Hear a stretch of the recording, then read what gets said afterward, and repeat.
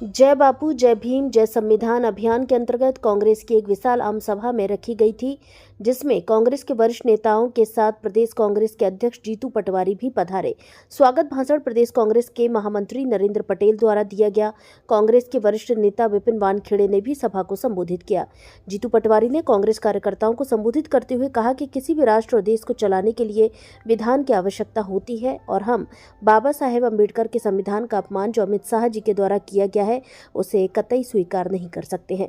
राहुल गांधी देश में जाति जनगणना के पक्ष में है, निचले स्तर के लोगों को भी उनका हक मिले, इसलिए मैं अपने परिवार को आमंत्रित करने आया हूं कि आने वाली 27 जनवरी को बाबा साहेब की जन्मभूमि पर संविधान रक्षा के लिए एक विशाल आंदोलन किया जा रहा है, जिसमें आप सभी की भागीदारी होना आवश्यक है। और जो भूमाफिया प्रदेश में अपने पांव तेजी से पसार रहे हैं, यह सब प्रदेश सरकार की देन। और अभी हाल ही में एक कार में 55 किलो सोना और करोड़ों रुपए बरामद हुए, जिसकी चौकीदारी पुलिस कर रही थी। और इतने सोने में तो अपने प्रदेश की लाडली बहना के कान के कुंडल बन जाते हैं। कार्यक्रम में सैकड़ों की संख्या में कांग्रेस के कार्यकर्ता उपस्थित थे। भारत संवाद से सुधीर बैसवार की रिपोर्ट। दूसरे के पर्याय, बीजेपी और चोरी एक दूसरे के चोली दामन, बीजेपी और रिश्वत। कोई ऐसा ऑफिस एक नहीं बचा पूरे मध्य प्रदेश में जब बिना पैसे लिए दिए काम हो जाता हो। कोई थाना ऐसा नहीं बचा जिसका काम अवैध बातों को संरक्षण देना नहीं बचा।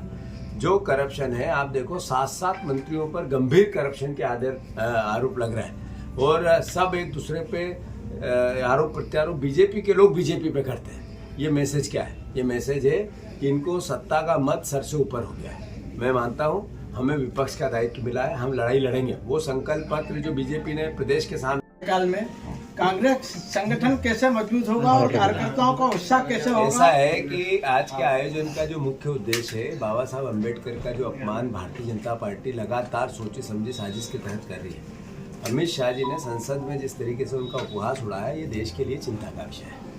कांग्रेस पार्टी वो पार्टी जिसने देश की आज़ादी में शहादत दी, देश की उन्नति में शहादत दी। हमारा दायित्व है हम संविधान की रक्षा करें। जरूर हम विपक्ष में हैं, पर इसका सबसे महत्वपूर्ण जो हिस्सा है वो ये है कि कोई देश, कोई राष्ट्र बिना विधान और बिना संविधान की रक्षा के मैं समझता हूँ कि चिंता का विषय रहेगा।